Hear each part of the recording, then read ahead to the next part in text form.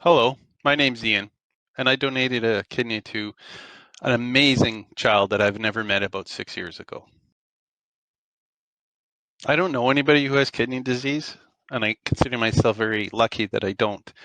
But I have had lots of health challenges in my family, and I've watched loved ones and family members struggle with health issues. So I can only imagine that watching your child suffer through kidney disease must be a terrible, terrible thing to witness.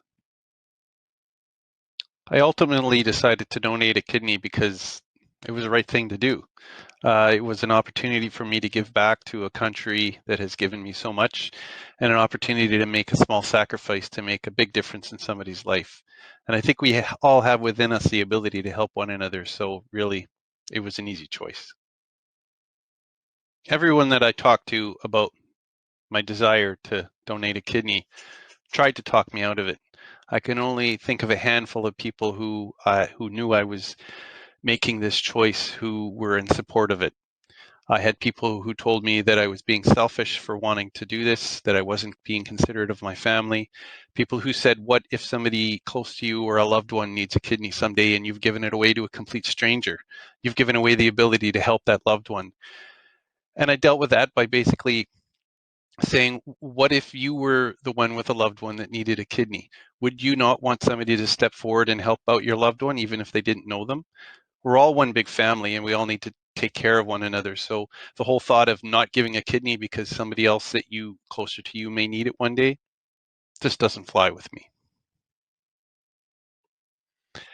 It got harder for me when I had to face all the opposition from the people who didn't want me to do it. I found myself defending my decision and defending my desire to do this with people that I really didn't have a great deal of respect for, but that the people who were trying to talk me out of had respect for. So that's when it got hard for me.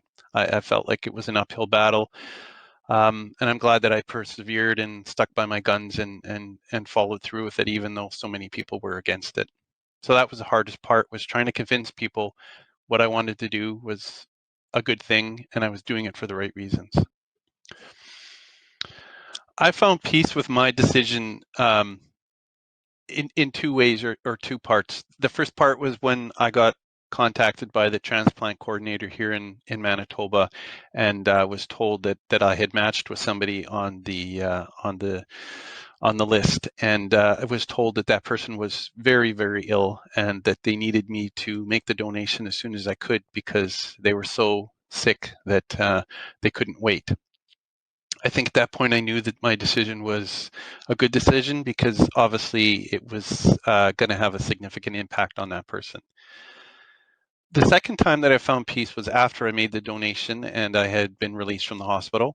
You're told to walk around a lot that to help you in your recovery. So I had found a floor on the hotel that we were staying at and went for a walk, and I started to reflect on what I had just done and the impact.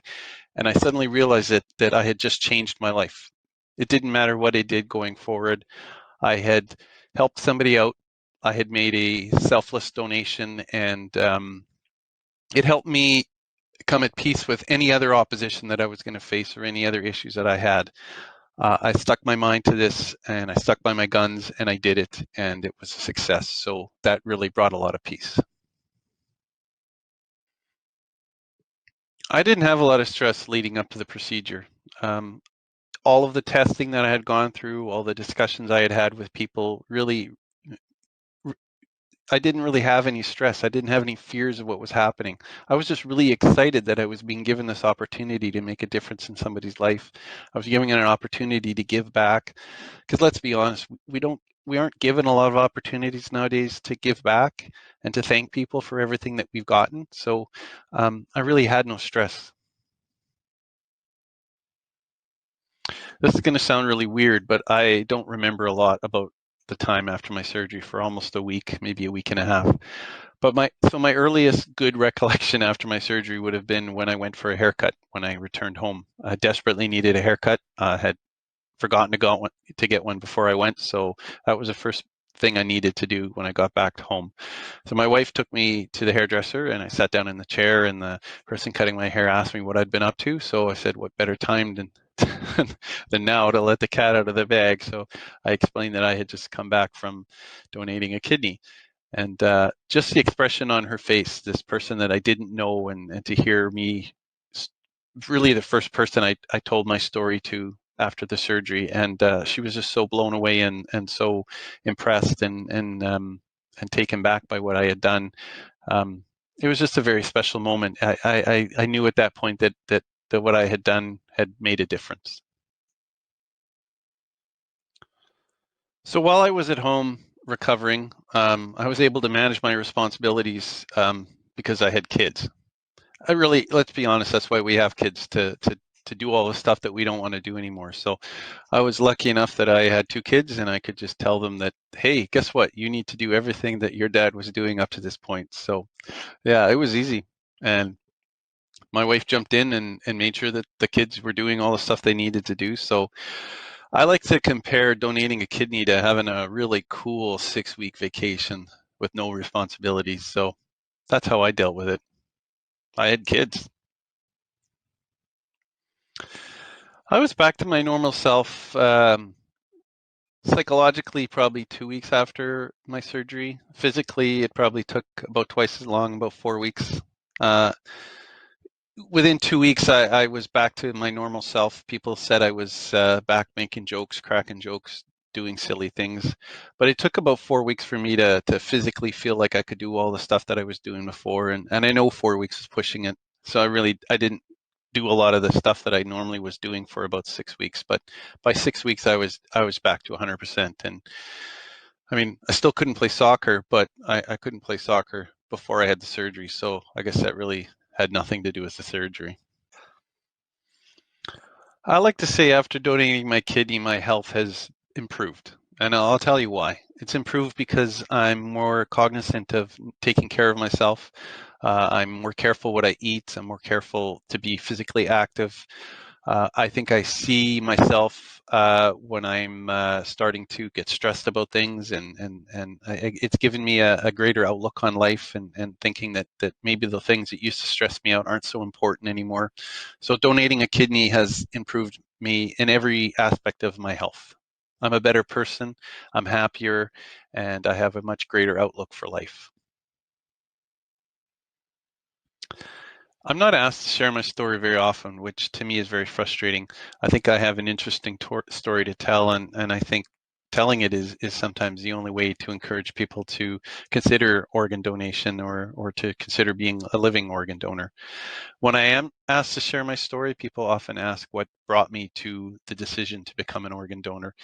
And it's a very simple answer, because I could.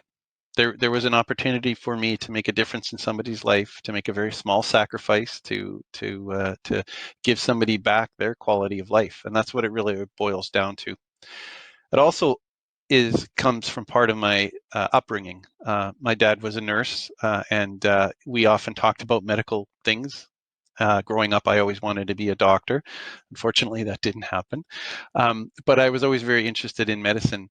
And one day he talked to me about trans organ donation and how important it was. And I'll never forget that conversation. And I'll never forget how important he felt it was, and how important he thought it was to always consider it. So maybe in part, my decision to become an organ donor was just out of respect for my dad.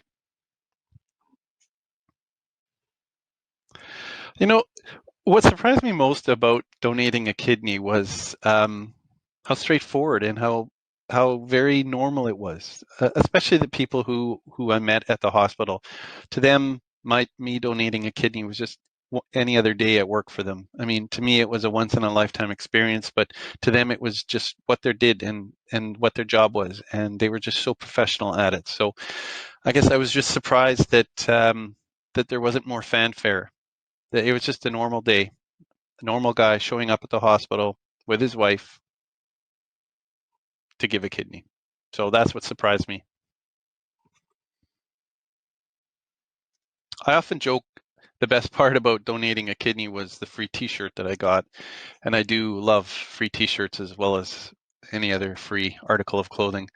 But in all seriousness, looking back, the best part about donating a kidney was just the feeling that I got from doing it. The feeling knowing that I had made a difference in somebody's life.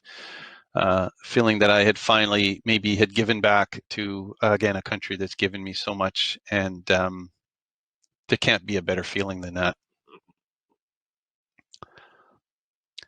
I think what I discovered about myself from this experience was that before doing it, I was living a pretty shallow life. My priorities were really messed up. I worried about things that weren't worth worrying about. I really found my voice after donating a kidney.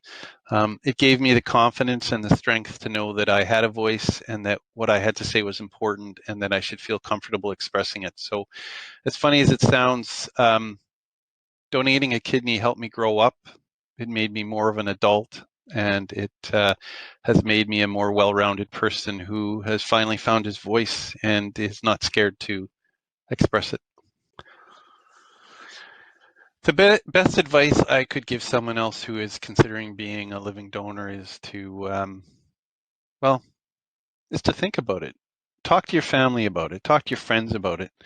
Talk to anybody who you think will listen to you. Talk to them about it. Figure out why you want to do it. Are you doing it for the right reasons? And 9 times out of 10, 99 times out of 100, 999,000 times out of 100,000, you're going to be doing it for the right reasons. So contact your local transplant agency, whoever that might be. In other provinces in Canada, the name is different, but the agency is the same. Talk to them. They will take care of you. They will take you through the process. They'll make sure that you are a good candidate. They will make sure that your mind is where it should be, and they will make sure that you're taken care of. So my best advice is if you're thinking about doing it, make the call, run with it. You will never regret your decision. It is the most amazing thing you probably will ever do for yourself.